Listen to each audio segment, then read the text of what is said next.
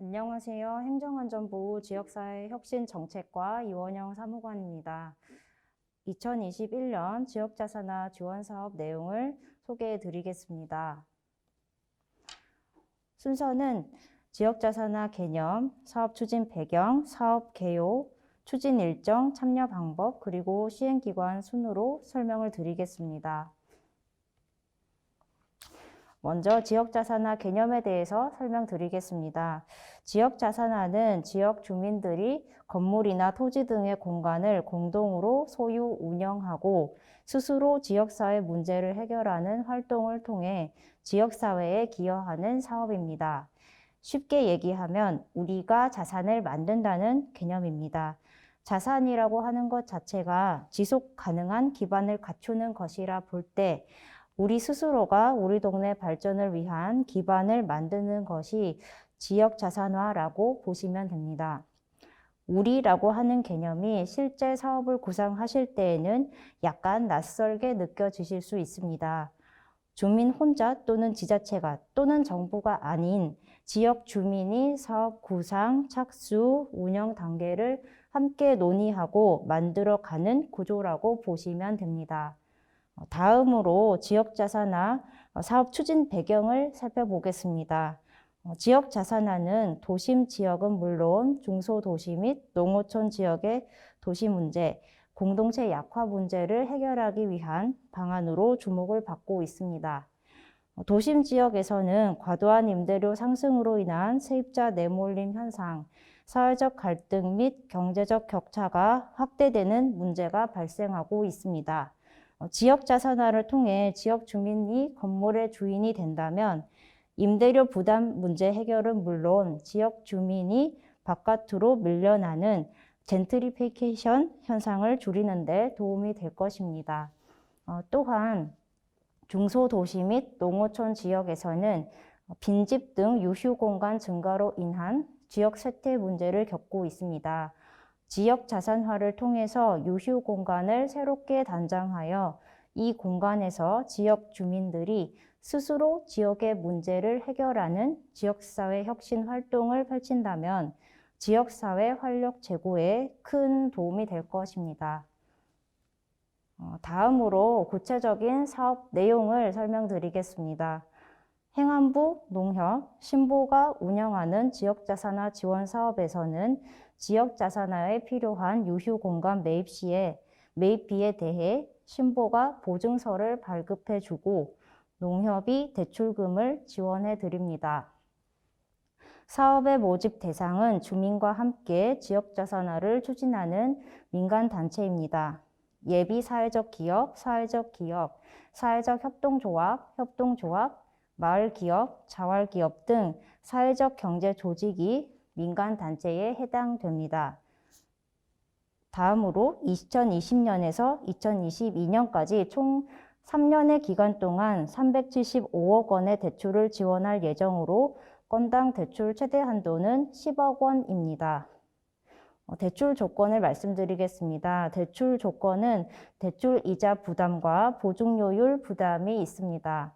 대출 이자는 대출일을 기준으로 시중금리를 반영하여 변동금리로 적용이 되며 2020년 12월 기준 약 2.95%입니다. 또한 신보 보증서에 대한 보증료율은 0.5%입니다. 대출 금리에 대해서는 지역자산화 사업 소재지의 관할 지자체에서 일부를 2차 보전 지원해 드립니다. 지자체의 재정 여력에 따라 1에서 2.5%의 2차 보전을 지원해 드리며 민간의 실제 대출 금리 부담을 완화시켜 드리는 효과가 있습니다. 다음으로 유의사항 2가지를 말씀드리겠습니다. 지역자산화 추진 시 필요한 전체 사업비의 10% 이상이 자기자본금으로 준비되어야 하며 보증심사 진행 시에 자기자본금 충족 여부를 판단하게 됩니다. 또한 2차 보전 지원 여부는 각 지자체별로 제시하는 2차 보전 지원 제도의 요건 충족 여부와 지자체의 예산 상황 등에 따라 결정이 되므로 사업 소재지 관할 광역지자체 사회적경제부서에 문의하시면 됩니다. 이어서 올해 지역자산화 지원사업 추진 일정을 말씀드리겠습니다. 1월 5일부터 2021년 지역자산화 지원사업 공고를 하였고 2월 1일부터 2월 25일까지 서류 접수를 하고 있습니다. 3월부터는 신청하신 서류를 바탕으로 서류 심사 및 인터뷰 심사를 거쳐 보증 심사 및 대출 심사를 받을 예비 대상지를 선정합니다.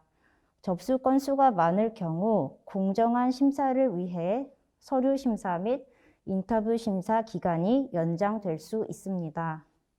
4월 하순경부터 예비 대상지별 보증 심사 및 대출 심사가 진행될 예정입니다.